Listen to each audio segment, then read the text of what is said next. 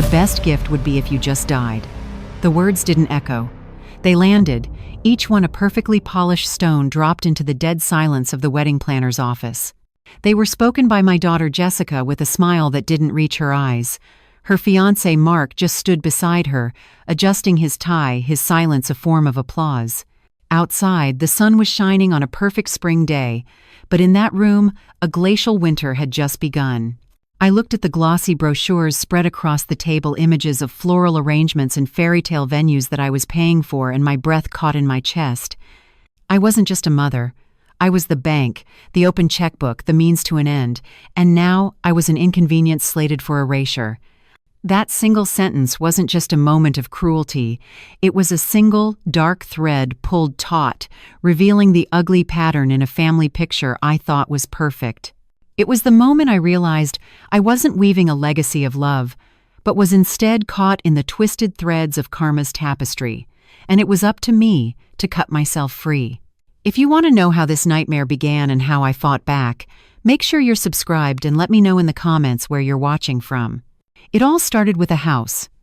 Not just any house, but the home my late husband David and I had built with our own hands. Every brick held a memory, every window framed a part of our life together. The oak tree in the backyard was where we'd push Jessica on a tire swing until our arms ached.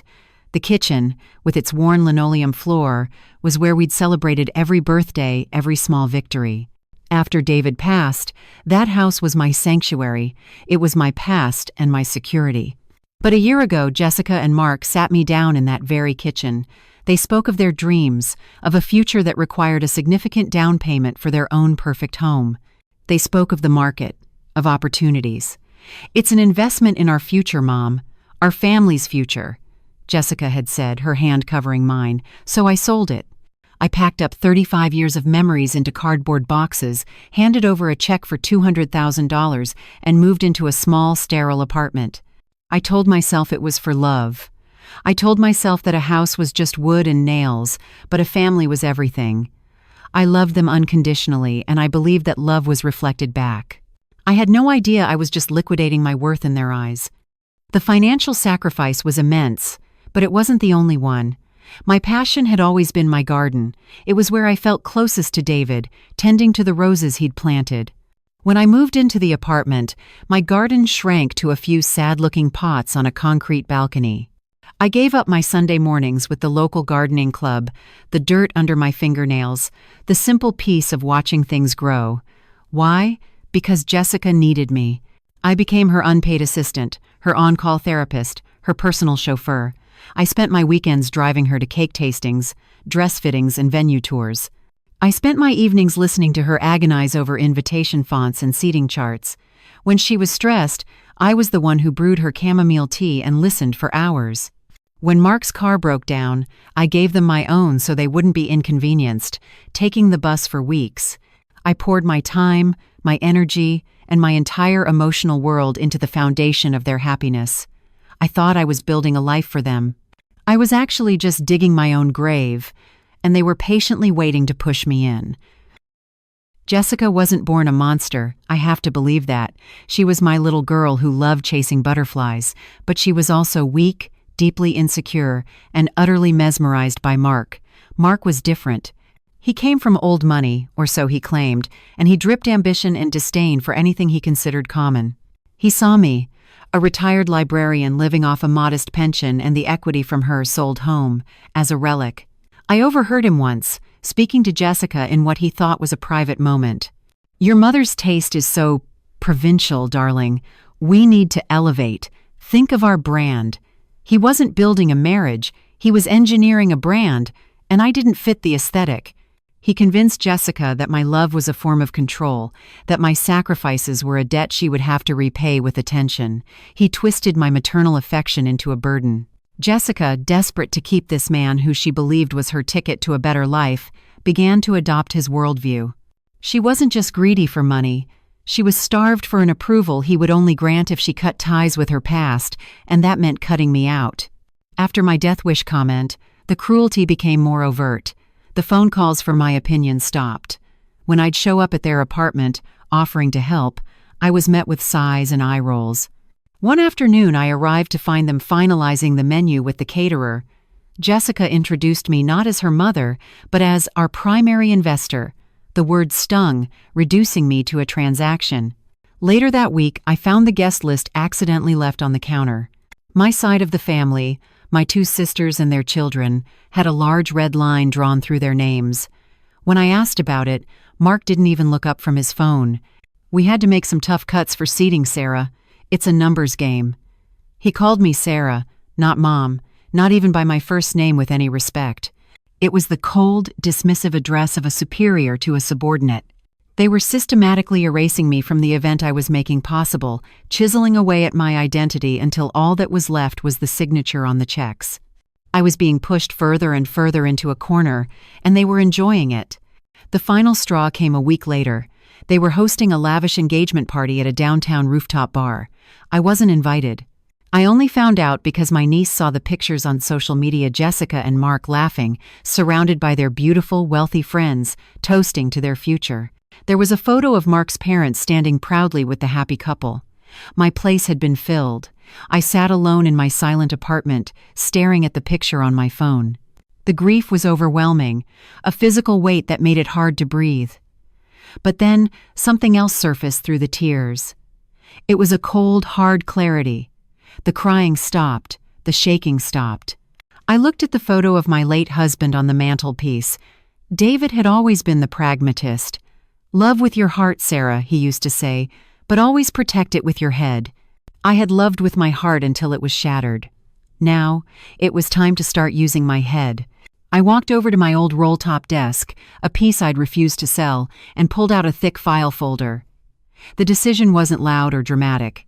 It was a quiet, resolute click, like a lock falling into place. They thought I was a doormat. They were about to find out the doormat was made of steel. My secret weapon wasn't a hidden fortune or a scandalous secret.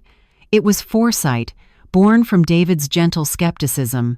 When I sold the house, he wouldn't have just handed over the cash. Following his imagined advice, I hadn't either. I hadn't given Jessica and Mark a lump sum. Instead, I had placed the entire $200,000 into a revocable trust, which I called the Miller Wedding and Future Fund. My lawyer, a meticulous and wonderfully shrewd man named Arthur, had helped me draft it. I was the sole trustee.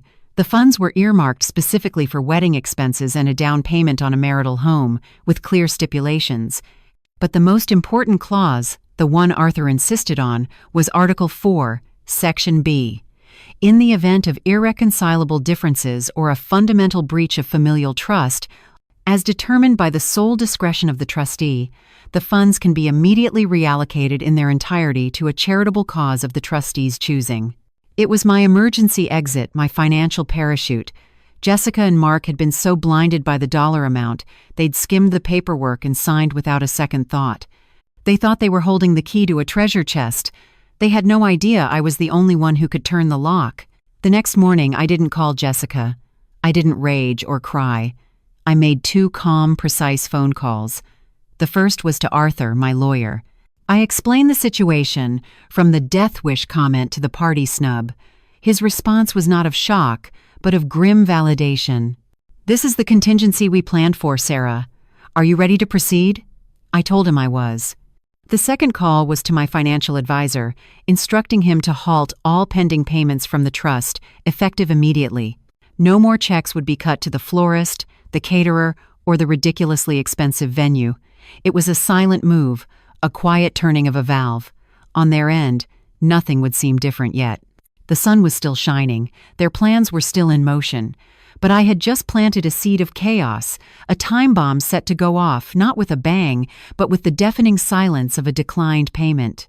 They were so busy celebrating their victory, they wouldn't even notice the ground crumbling beneath their feet until it was far too late. 3 days passed. The silence was my ally. I knew the first tremors would be small. It started with an email, which Jessica forwarded to me with a terse note. "Mom, the florist is saying the deposit didn't go through. Please handle this." I replied with a simple, "I'll look into it." I did nothing. The next day, a more frantic text arrived. "The band just called. They haven't received their final payment. What is going on? This is embarrassing." This time, I waited 3 hours before replying, "There may be a small issue with the bank. I'm working on it." They were annoyed, but not yet alarmed. Their arrogance was a thick blanket, shielding them from the cold truth. They couldn't conceive of a world where their primary investor would simply turn off the tap. They saw it as a logistical hiccup, an old woman's incompetence. They saw me as the help, fumbling with the checkbook. The thought that I was in control, that this was a deliberate act, was so far outside their realm of possibility that they remained blissfully, stupidly unaware of the storm gathering just over the horizon. The real shockwave hit on Friday afternoon. It was the deadline for the final, non-refundable payment of $50,000 to the venue, the opulent estate they had chosen. I received a call from a panicked Jessica. Her voice was sharp, brittle with frustration. "Mom, the venue coordinator just called me. She said the payment was declined." "Declined? Mark is furious. He says this makes us look like amateurs. You need to call them right now and fix this." I let the silence hang in the air for a moment before I spoke, my voice devoid of emotion. "I can't do that, Jessica." She was stunned into silence. What do you mean you can't?" "It's your money," she finally sputtered.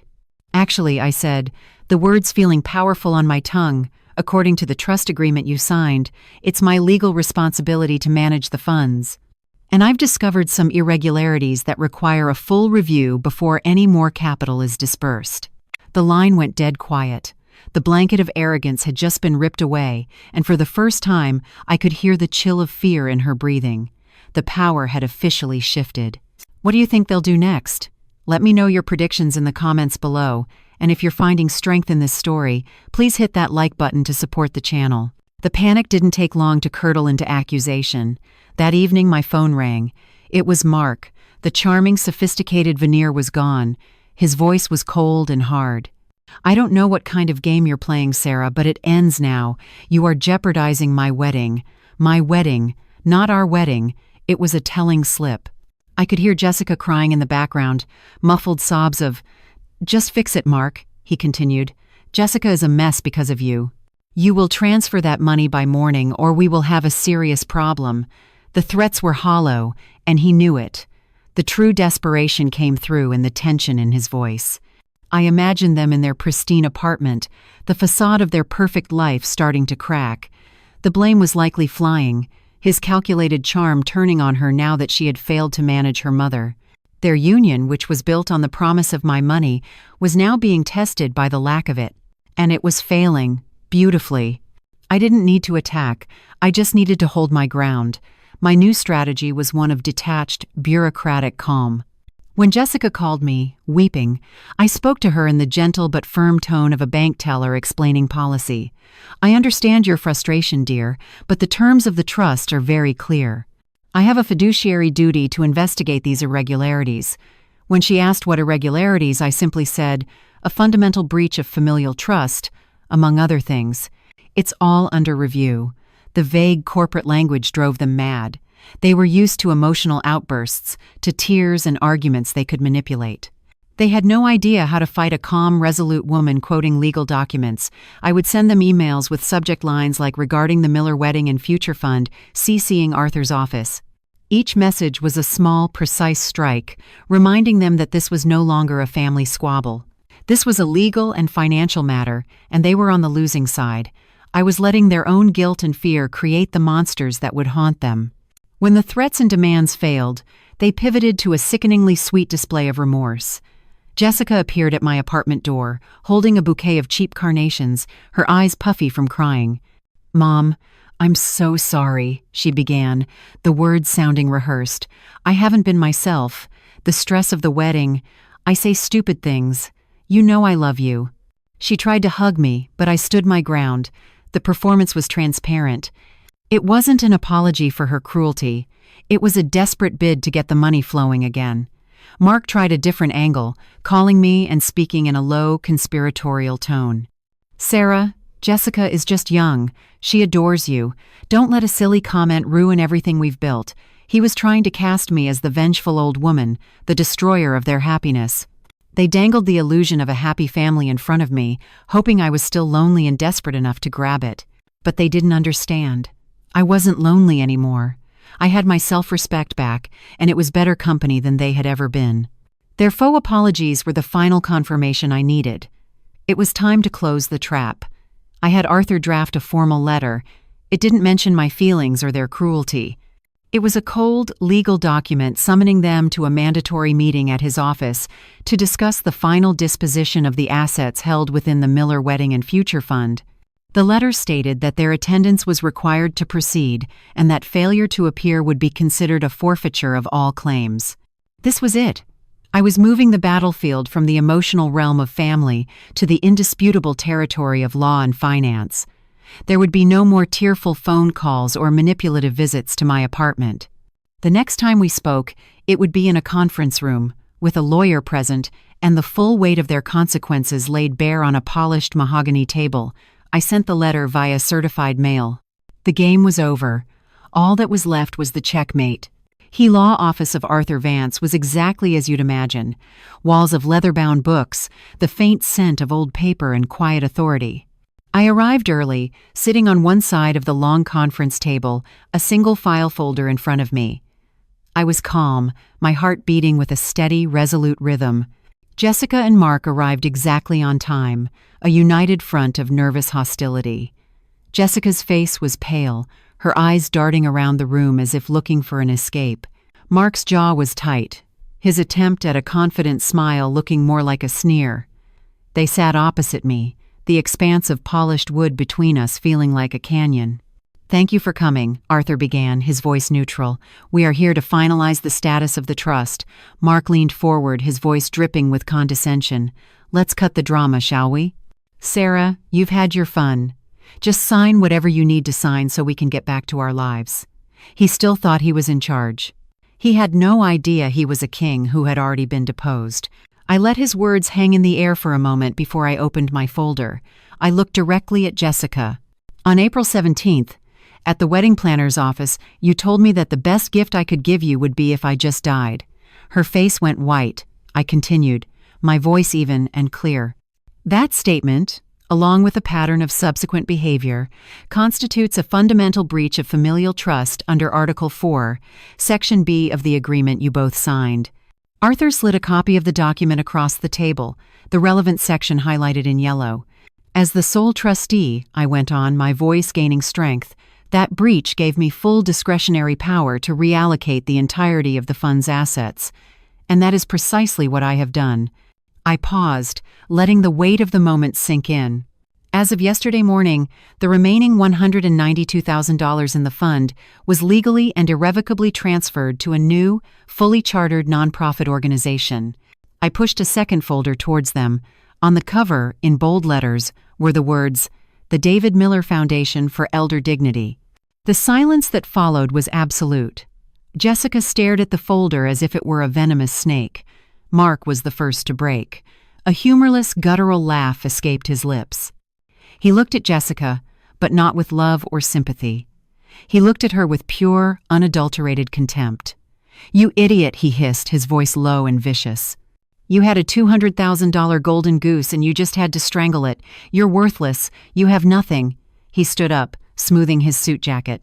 He didn't even give her a second glance. "This is over," he said to the room at large, and then he walked out, the click of the closing door echoing like a gunshot. Jessica just sat there, frozen, as her entire meticulously planned future dissolved in front of her. Then came the sob, a horrible, racking sound that came from the depths of her soul. She wasn't crying for me, or for the loss of our relationship. She was crying for the money, the venue, the dress, the life she thought she was owed. She had lost everything, and finally she knew it. Arthur quietly gathered his papers and exited the room, leaving Jessica and me alone. She was slumped in her chair, weeping without restraint, her shoulders shaking. There was no victory in that moment. I didn't feel triumph or satisfaction. I just felt a profound, aching sadness.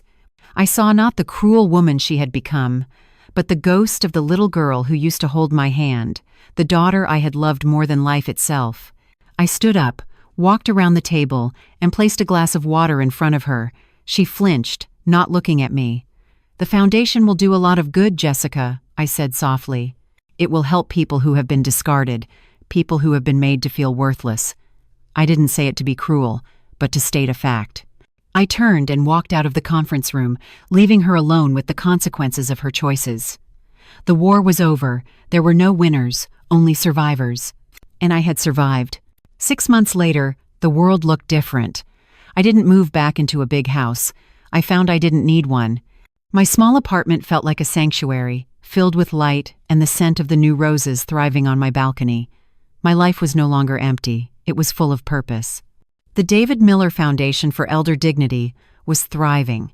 We provided small grants for seniors needing home repairs, funded social programs, and offered pro bono legal services to those fighting against elder abuse. My days were filled with board meetings, heartfelt thank you letters, and the smiles of people whose lives we had touched.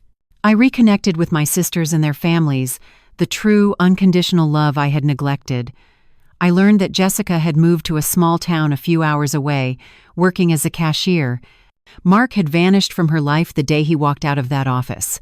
Sometimes a wave of sadness would wash over me for the daughter I lost, but then I would look at the foundation's logo, at my husband's name, and know I had honored his memory and my own worth in the best way possible. Sitting on my balcony, watching the sunset paint the sky, I often think about the nature of love and inheritance. Like Shakespeare's Lear, I foolishly thought that to be loved, I had to give away my kingdom. I learned the hard way that true love is not transactional. It doesn't demand your silence, your erasure, or your dignity as payment. The greatest gift you can give is not your fortune, but your strength. And the greatest love you can receive is the one that doesn't require you to become smaller. My daughter's cruel wish did not lead to my death, it led to my rebirth. I lost a daughter, but I found myself. I traded a fairy tale wedding for a real-world purpose, and in doing so, I built a legacy David would have been proud of, one of strength, dignity, and the quiet resilience of the human spirit. Thank you for walking this journey with me. If my story resonated with you, please share it with someone who needs to hear it. Don't forget to subscribe for more stories of strength and justice. What lesson did you take away from this? I'd love to read your thoughts below.